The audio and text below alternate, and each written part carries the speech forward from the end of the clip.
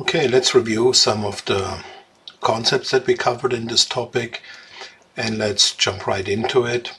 So first question, modern trade theory employs A, the concept of marginalism, yeah.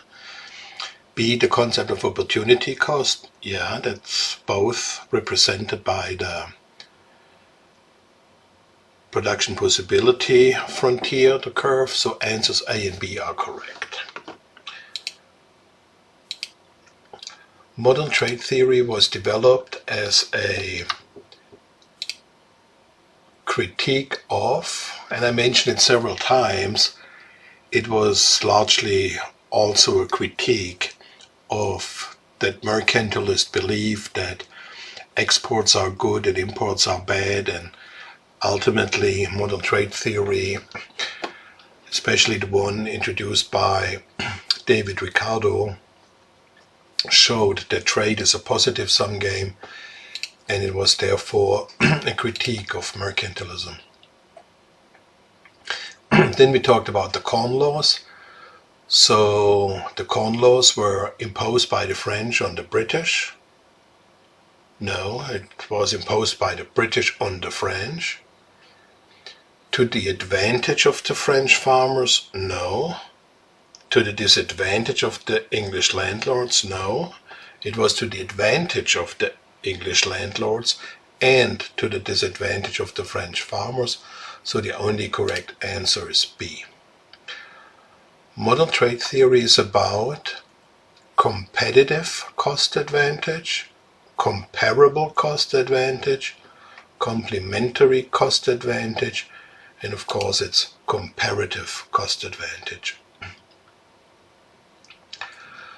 What about protectionism? Does it lead to greater efficiency? So if you think that you move from a situation of free trade back to protectionism, no, it doesn't lead to greater efficiency. Can lead to large gains for a few producers at the expense of many consumers. Well, that is true, because if you think again of England when it imposed the tariffs on France, it was basically to the benefit of the landed aristocracy, which were like few producers, but the higher cost for agricultural produce, those had to be, or the higher prices for agricultural produce, they had to be paid by everyone else.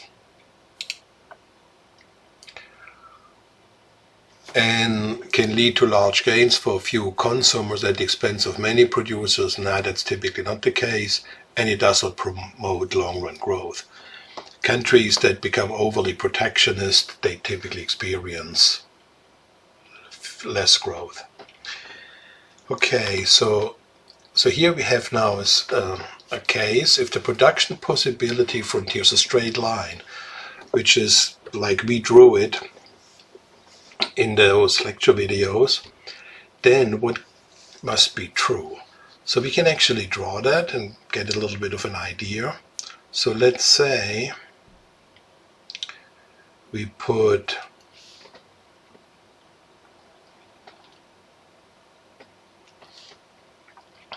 let's say we have the sweaters here, and the gloves there, and let's say we have 1 point, we have here 4, 6, 8, maybe 4, 6, 8,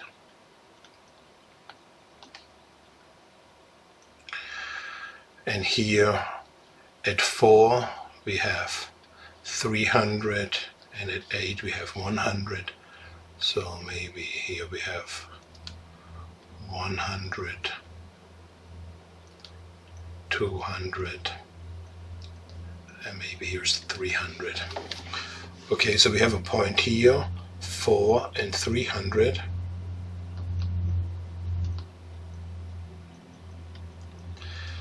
And 8 and 100.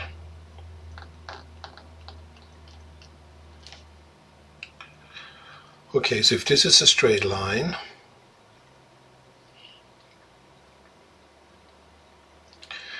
then what value do we have here? At 6? Well, that is right in the middle, so that must be 200.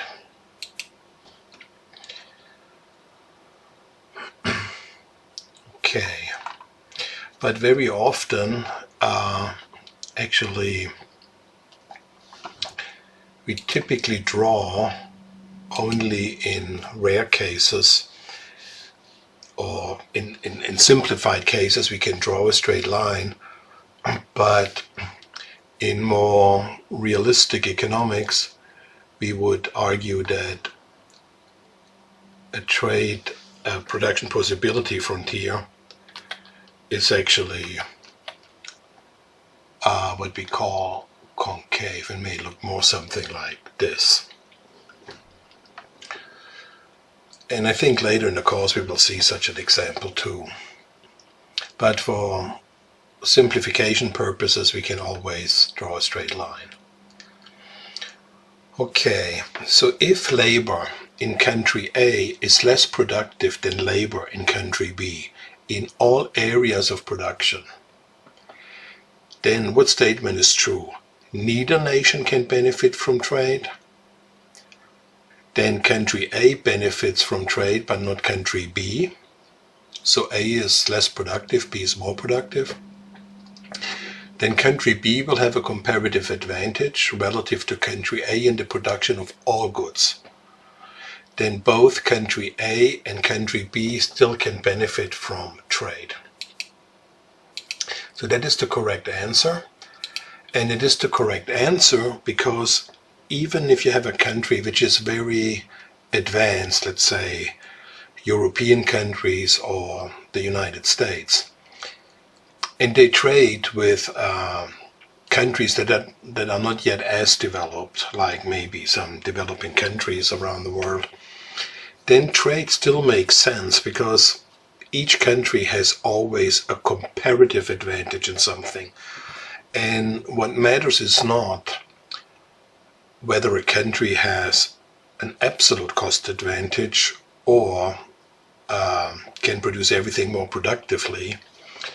So let's say two countries have the same number of workers. Let's say there are two countries and a worker in, let's say we have a less developed country, less developed, and an advanced economy.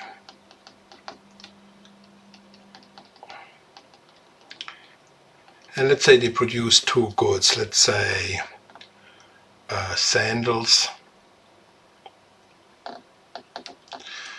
and, I don't know, airplanes.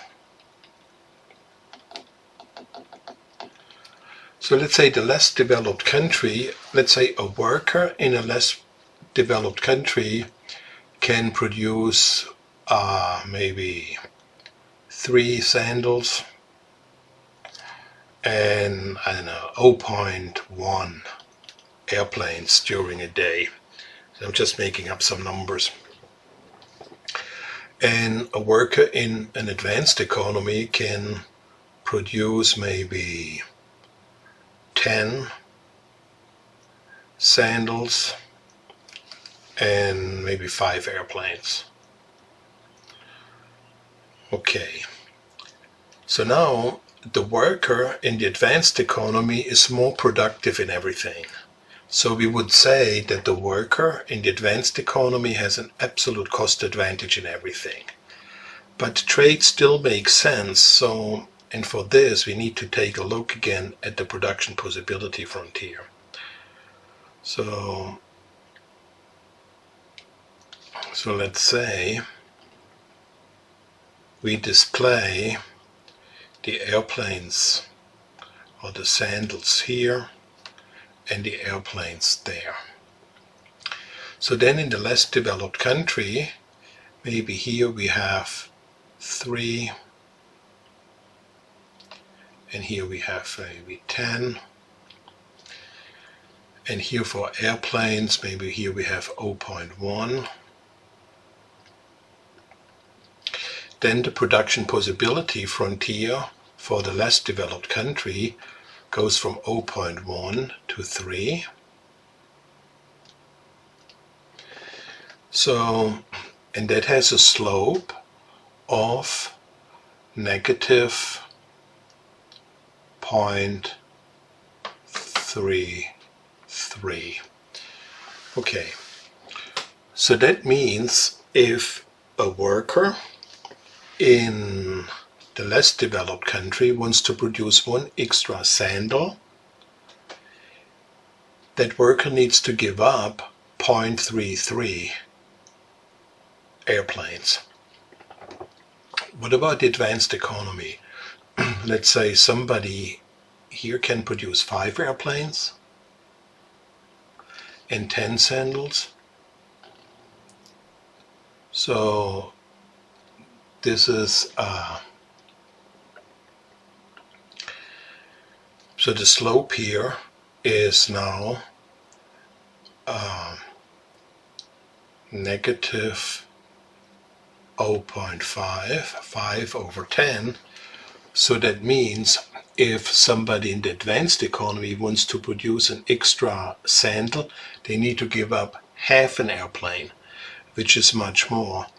So therefore, the advanced economy has a comparative cost advantage in, or let's start with the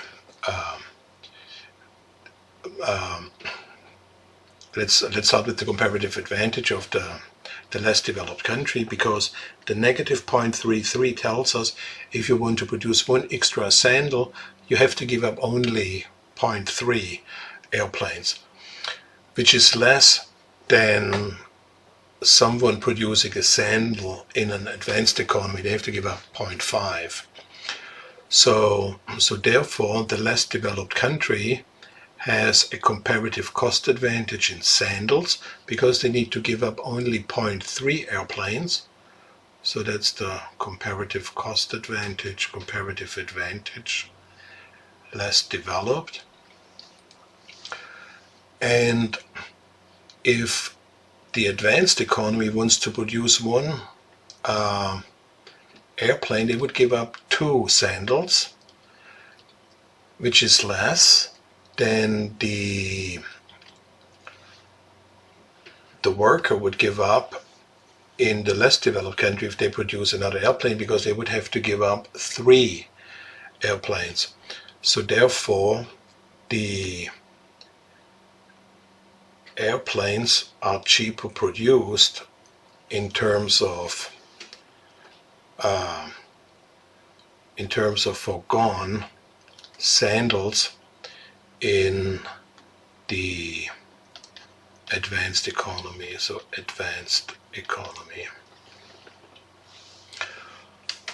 Okay, so even, and that this is why we observe that even rich countries or advanced economies, they still trade with less developed countries, and you just need to go into certain stores and you will see produce maybe from less developed countries. So obviously trade must make sense. Okay, so what matters is comparative advantage, not absolute cost advantages. Okay, so now let's move to the last question.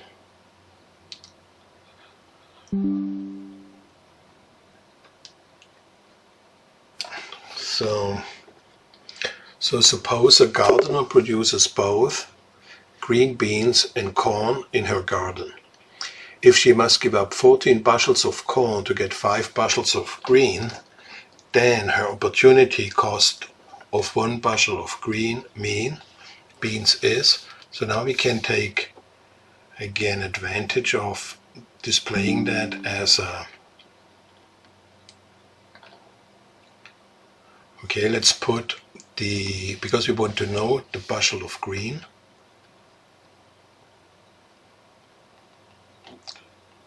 bushel of green. Okay, so if she uses up all her resources, she can produce 5 bushels of green. Or she can produce 14 bushels of corn. Okay, so this would be the ppf, and now we know what is the slope. So the slope is the rise over the run, so 14 over 5,